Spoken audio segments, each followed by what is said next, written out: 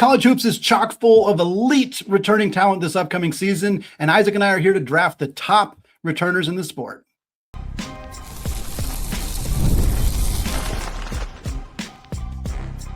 You are Locked On College Basketball, part of the Locked On Podcast Network. Your team every day. What's up, folks? Welcome into the Locked On College Basketball Podcast. We are your co-hosts. I'm Andy Patton. He is Isaac Schade. Today's episode is brought to you by Odoo. Great organizations win because operations matter, and that's why you should get Odoo. Try for free today at odoo.com/lockedon. That's odoo.com/lockedon. We got a fun one for you today to close out the week. We are doing a returning players draft. Very simple exercise, but hopefully a very fun one for us today. Isaac and I are each going to draft 8 players, a 5-man starting lineup and 3 bench players that are made up of returning players in college basketball. They don't have to be returning to the same team.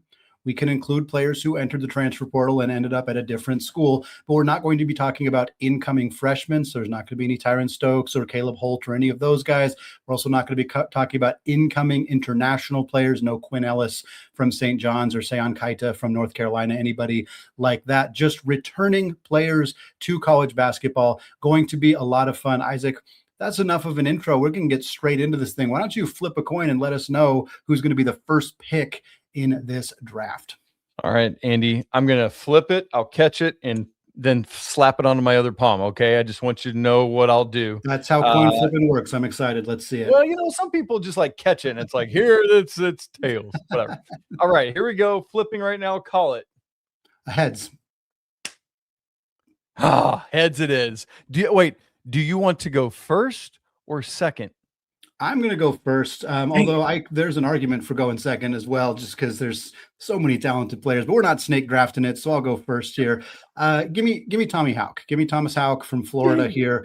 Part of the reason I want to go with him is not just the absolute talent and the fact that he's going to ball out for a very, very good Florida team this year, but because he's versatile position-wise. Like, I can draft a couple more bigs and play him at the 3. I can draft a couple more wings and play him at the 4. Like, he has that versatility, good 3-point shooter. I think there's arguments for tons of other players in this spot. Like, I don't know that I feel definitively that Thomas Haugh is like the best player in college basketball, but he's the guy that I wanted to go with here at the top.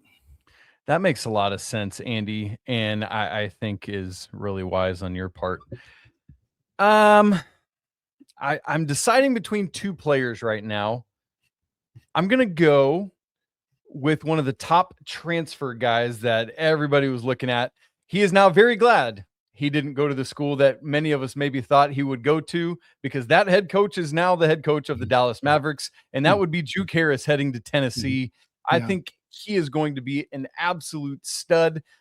Part of the reason I want to get him first is I feel like there are a couple positions that are deeper, but I feel like the tier 1 of shooting guard is maybe a little less deep, and there's so much that he's able to do, both getting to the rim from outside. We saw an absolute blow up at Wake last year. I think he is going to be great in Knoxville. So give me Juke Harris with my first pick.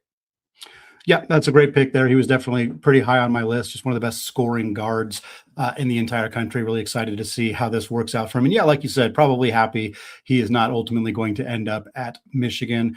For me, I'm going to stick. We're so far 2 for 2 in the SEC, and we're going to start out 3 for 3 in the SEC, which is not exactly what I would have expected. But I'm going to go with Tyler Tanner here, coming back to Vanderbilt. Obviously a guy who tested the NBA draft waters, was considered by some to be as high as a top 20, certainly top 25 pick, ends up coming back. I think the fit, especially with them adding Ace Glass from Washington State in the transfer portal, I think it's going to work really, really well. He obviously excelled in Mark Byington's system for the Commodores.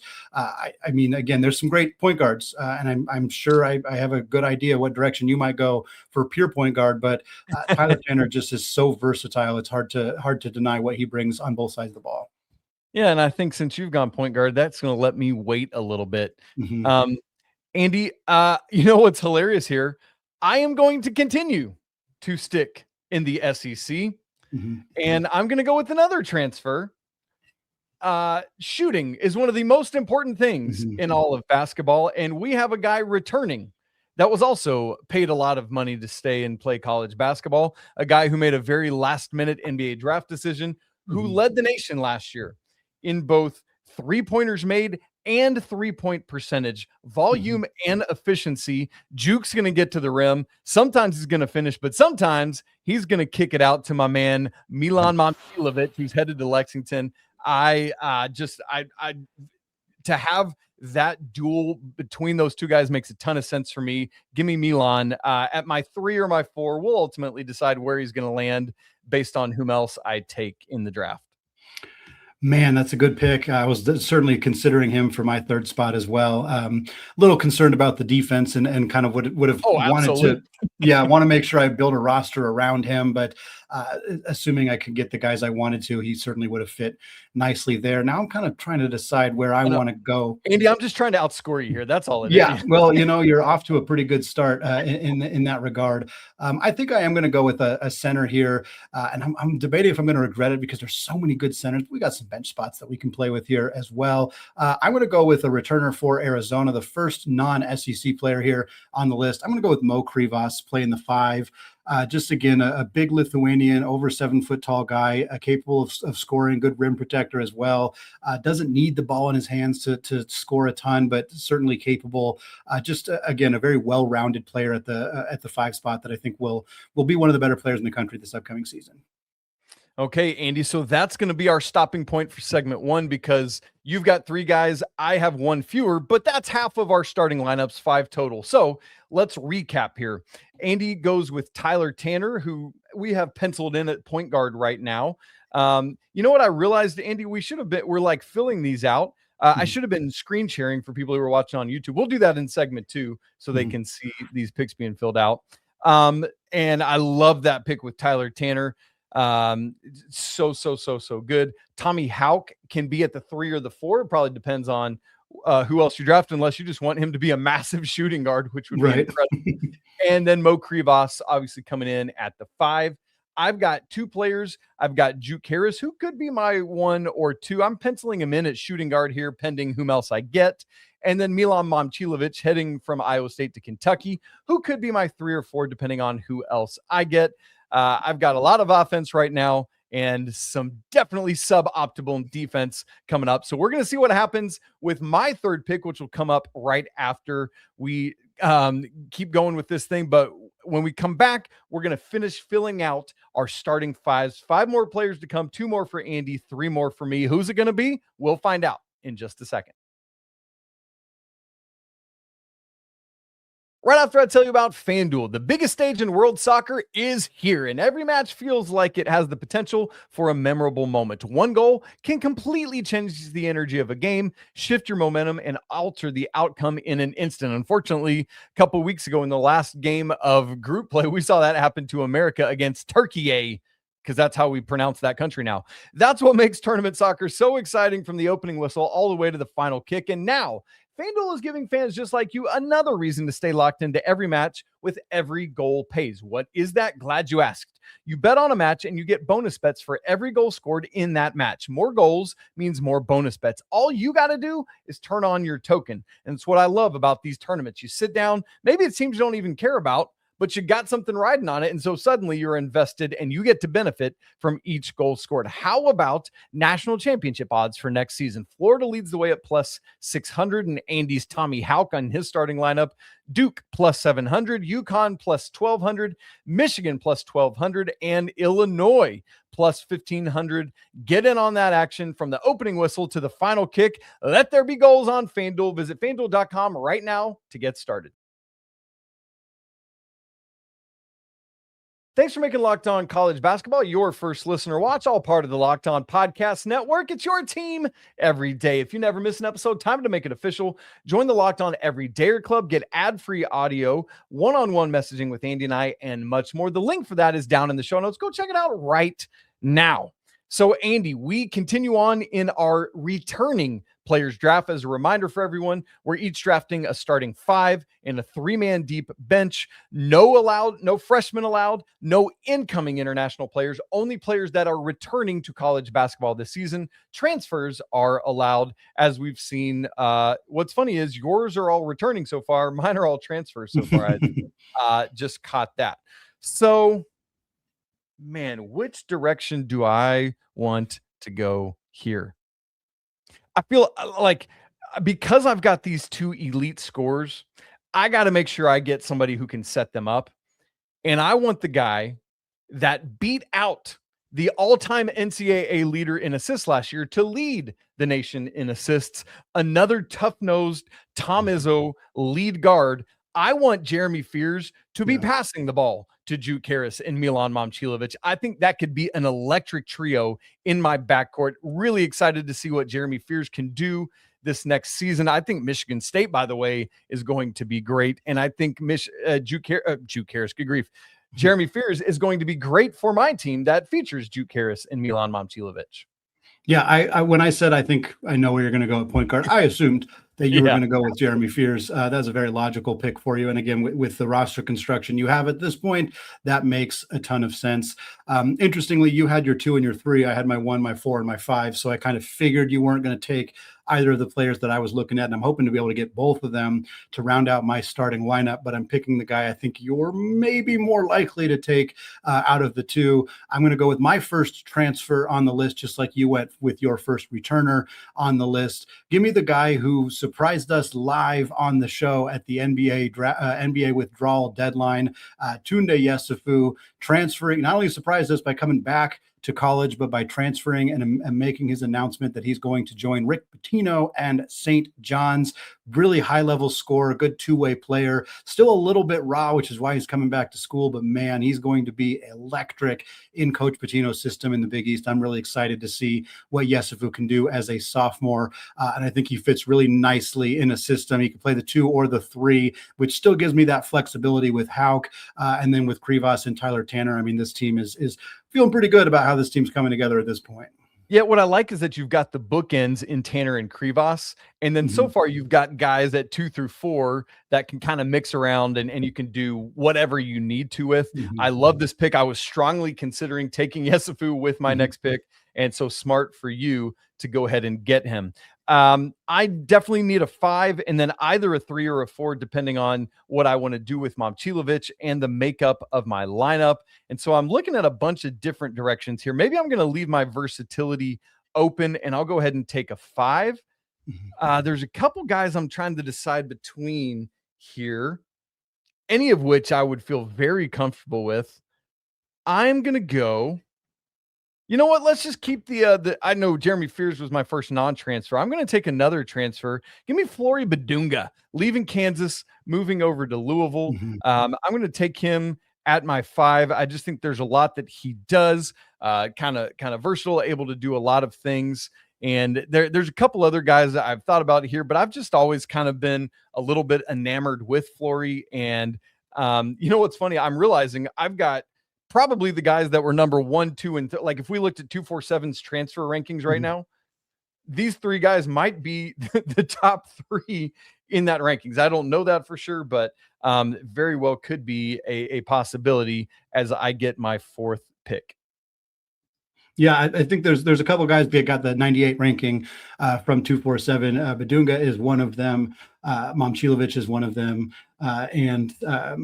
So those are 2 of your guys. And then I think Harris actually got a 97, which is a little bit surprising. He's down at 7th. I'm seeing a couple other guys that have not been selected yet that are actually. Yeah, one of them I think is who I'm about to take. But I will comment on your pick here. Bidunga was high on my list. When I took Krivas, I really did debate a Krivas Bidunga Haugh front court, which is just absurd. And I was like, Flory has the athleticism. He could do it. Haugh played the 3 last year. He could do it. But I was like, I think I'd rather get some more offense with Yesufu. And I knew that the odds of Flory still being an option for me were pretty limited. What a great pick here. Would have loved him as my first big off the bench, but yeah, expected. I'm excited to see what he does at Louisville. Surprised he left Kansas, but very curious to see how Pat Kelsey can utilize him for the Cards. I alluded to it. I'm going to take who is probably I'm not sure if he's the top transfer, but one of the top ones remaining for sure to be my 2 guard because yes, Fu wasn't a great three-point shooter last year. Haugh is a good three-point shooter. It's not Krivas's game.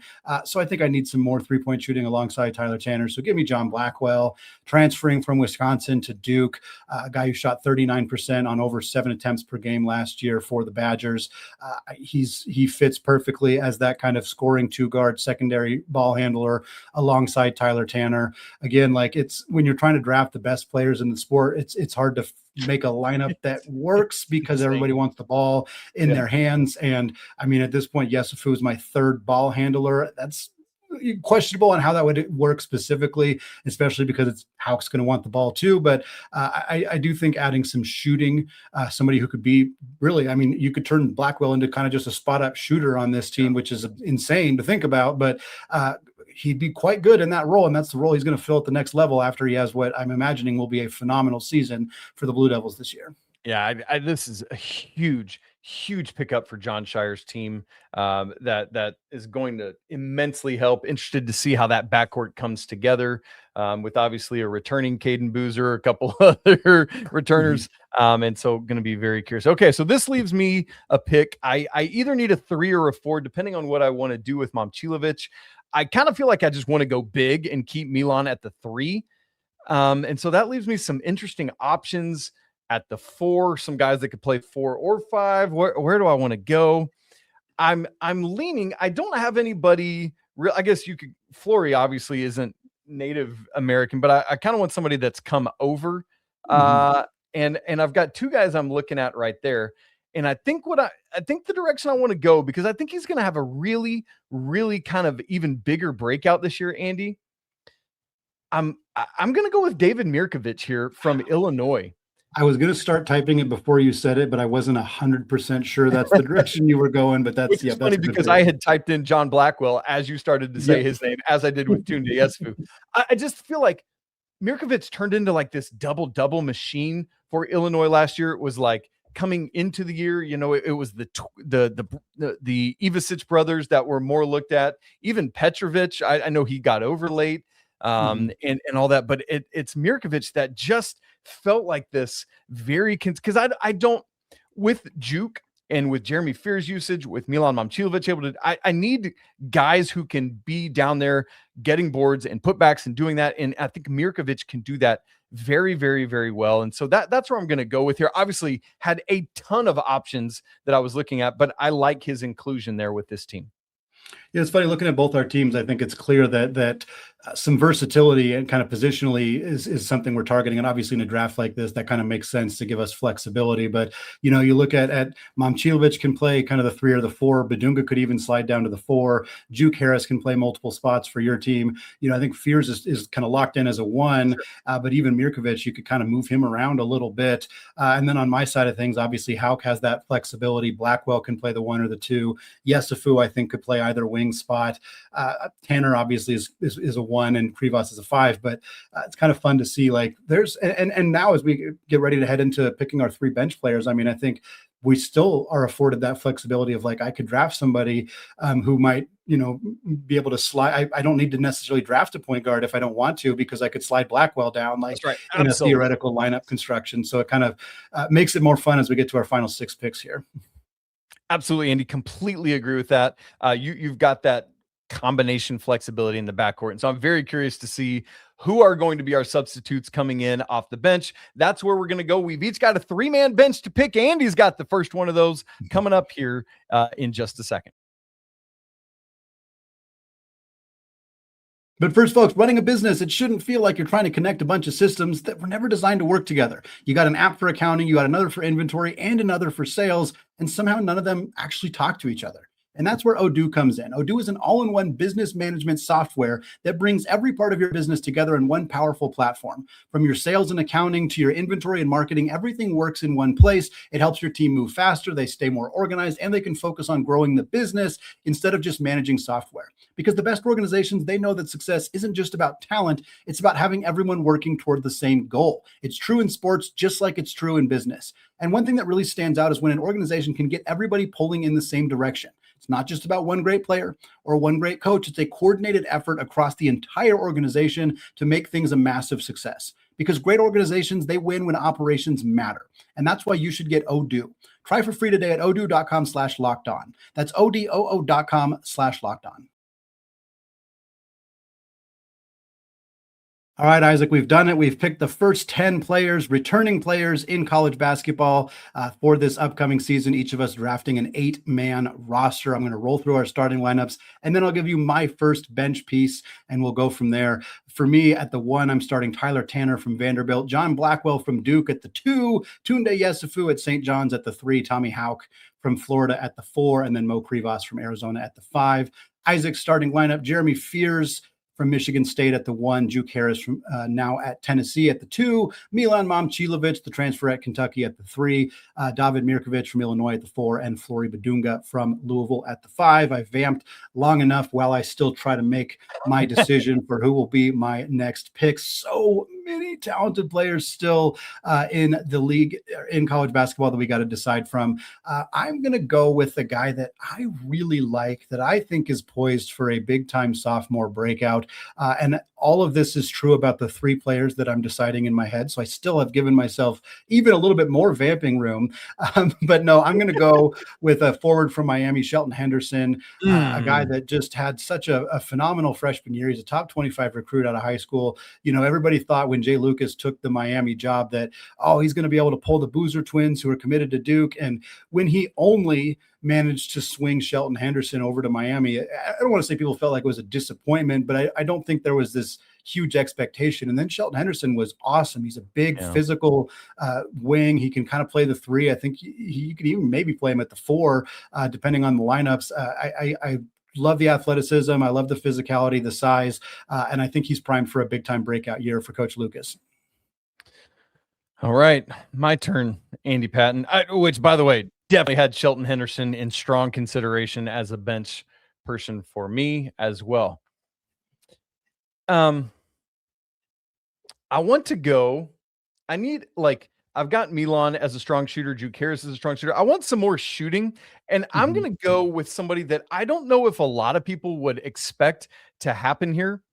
But before I say the name or who he plays for, this dude last season, 18.1 points a game to lead his team, shot 85.5% from the free throw line, 4.9 rebounds, 2 assists, 1 steal a game, shot 41.6% from 3, Andy, on 8.9 attempts a game. His team, do you have any idea where we're headed yet? Did you see that I typed his name already in the notes? Oh, shoot, no. Yes, you did. His team won an NCAA tournament game for the first time in program history. Apologies to his family. Price Stanford, Andy. I love adding this type of high-level scoring coming off my bench, wildly efficient, high volume, just like Milan Momcilovic. I know he's not maybe the sexiest name that a lot of people would think of, but I think he fits really well for my specific lineup with Jeremy Fears setting him up and all of that. Give me Price Stanford all day here. I like the pick. I think shooting is something that I'm missing on my roster as well, or that I at least need to add to the bench. And so he would have certainly been one of my top picks. That's why he was kind of on my brain when you started talking about it. I mean, again, Henderson was 25% last year. Yesufu was 29%. So that is really an area of need for me with my final few spots here. And I'm still kind of deciding, where do I want to go? Some guys that I think are going to be better shooters. What? There's so many ways to go. That's the hard thing as we get to. Yeah, exactly. I mean, there's like 40 great centers that are still available. There's kind of another big physical wing that I absolutely love, that people who've listened to the show know that I absolutely love, but I feel like he's a little too redundant with Shelton Henderson. So I'm probably going to have to skip him this year. So I think the direction that I'm going to go here, and it's funny, I didn't intend to do this, but this probably means that I'm not going to take a pure point guard because of the ability to slide Blackwell down to the 1. I'm going to go with a knock down, lights out 3-point shooter out of the ACC. Going with Paul McNeil here, coming back for his junior year, 43% from 3 last year on over 7 attempts per game. He's a good free throw shooter, good scorer, doesn't do a ton else, which is part of the hesitation. But we're talking about the seventh guy on your team. Like if he can come in and absolutely shoot the crap out of the basketball, you feel pretty darn good about that. And he can, he could play the two, he could play the three. You have some flexibility with Tanner, Blackwell, Yesufu, McNeil, and now Henderson. So I think there's a lot of depth there, and he adds something that I really need on this roster. Yes, led the ACC in 3-point shooting last year. This is a really good pick, especially for you who needed that shooting, Andy, on your team. As you said, we're coming down to it where it's like there ain't much left here in the coffers, and so we're gonna see what's gonna happen. I really feel like I've got a lot in the 2 through 4 kind of positions here. I don't have a backup point guard. I'm trying to decide if I want or need that. I think I need somebody to kind of go along with Mirkovic / Momcilovic, Bidunga in the front court. And there's a couple names I'm looking at here. I want Testa Ritter. Give me Testa Ritter from Virginia. Comes over last year, makes first team all ACC. This Virginia team out of the gate for Coach Ryan Odom was surprisingly came into it before we kind of knew what was going to happen. I think he just gives a lot of vitality to my front court. 15 points a game last year. Still a very strong shooter, 35.7 from 3-on-3 attempts a game, 70%, but 6 boards, 1.6 assists, and just knows how to play basketball. He's tough-nosed. He's gritty. I think he will add a lot to my front court. I know he's a little undersized at 6'9", but he's so good, so consistent. I like that with all the scoring that I have in the backcourt. Yeah, I was kind of looking at a defensive-focused big for my final spot. And frankly, because Krivas is the 5 and Haugh is the 4, it felt like a 4 might have made more sense for me. So that's a pick that really kind of undercuts what I wanted to do with this spot, because that's probably your best defensive-minded. Like, he's not really a 4, but like he kind of would have fit a lot of where I would have wanted to go with that spot, which kind of forces me to go with more of a true 5 than I'd like to, because with 8 roster spots, having 2 of them who are really only 5s feels a little bit limiting. But this guy's got the athleticism, he's got the talent, he's a great rim protector, a great rim runner, and a guy that I think is going to really pop off as a sophomore. And that's going to be Gonzaga transfer Masamba Diop. Again, he over 2 blocks a game last year as a freshman at Arizona State in the Big 12. He was an older freshman, but still phenomenal numbers for a young player to put up in his first year. I like the feel for him. I don't know that you play him alongside Krivas, but he certainly can play alongside Haugh in a really good way. And I just think that adds some much needed defensive kind of thump to the backcourt or to the front court for this team, and rounds it out quite nicely. And Isaac, there's like 3 players that I cannot believe didn't get picked, and maybe you're going to take one of them with your final spot. But either way, I can't believe some of the names that are still on the board right now. I know it's absurd. And so here's what I'm wrestling with. Do I want, I've got a true point guard in Jeremy Fears. Do I want like a now more scoring minded point guard, like a PJ Haggerty, like a Josh Hubbard, like a Marcus Burton? Is Tahad Pettiford going to have a bounce back year? But there's also like Braylon Mullins is still sitting there. That could be at the 2, or Andrei Stojakovic. I feel like I've got enough at the 4, but I had thought about guys like a David Punch or Amari Allen, Jojo Tugler, Braden Huff. And then at the 5, Chinyalu's still sitting there, Patrick Gongba, Malachi Moreno, Modest Vokatitis. But Andy, I've been saving this for a stash for later in the season, on the hopes that this young man will come back healthy from his ACL injury suffered in February. And if he's ready and healthy, my team down the stretch run is going to absolutely cook. This dude can do everything. Andy, who is my final pick? Tell the good people. I'm annoyed that because right before you and I hit the record button, I was looking into trying to figure out when he's going to come back. And then for some reason, even though he kind of would have fit that last spot for me really nicely, I didn't think of him. You're going with JT Toppin. That's a phenomenal. I thought about taking him with my first bench slot, but I was like, I'm gonna just risk it and see if Andy doesn't think about if JT's off the radar a little bit. And look, truthfully, he might never come back this season because ACL is 9 to 12 months. That was February. It was a late season injury. And so this is a big risk for me. But as my last bench piece, if I'm getting a former Big 12 player of the year, come on. That's incredible. Yeah. You mentioned a lot of the guys that I wanted to mention quickly of like the ones we didn't pick. You mentioned Braylon Mullins, you mentioned Amari Allen. Those were two of the biggest ones to me. Patrick Gongba, Alex Condon, Ruben Chinyelu, all still on the board. Billy Richmond is another one. I think he's going to be awesome. Silas Demery. Mason Falslev from Utah State is a guy I really considered. I think he's going to be one of the best mid-major players in the entire country. He's going to be excellent. Dame Sarr, and a guy I mentioned, or I alluded to, but didn't specifically mention, Ivan Karchenkov, who I think is going to be awesome as well. Just felt like he'd have been a tad redundant on my roster. But I mean, Elijah Arenas might have a dominant sophomore season for USC. I mean, there's Rodney Rice back from his injury. Speaking of USC, I mean, it's the talent is undeniable in college basketball these days. And looking at these rosters, it's easy to see why. I thought that's who you were talking about with Karchenkov there. Andy, a couple other names we haven't gotten to yet. The reigning most outstanding player, Elliot Cadeau. We'll see how he does this year. Stephon Vox is going to run the backcourt for Illinois. Silas Demery, remember, he got hurt and didn't feel like he was playing up to his potential at the end. A risky one, another bench stash I thought about was Aiden Holloway if he's back. Rob Wright back at BYU. Isaiah Johnson, I think, is going to pop big for Texas, coming off a great freshman year at Colorado.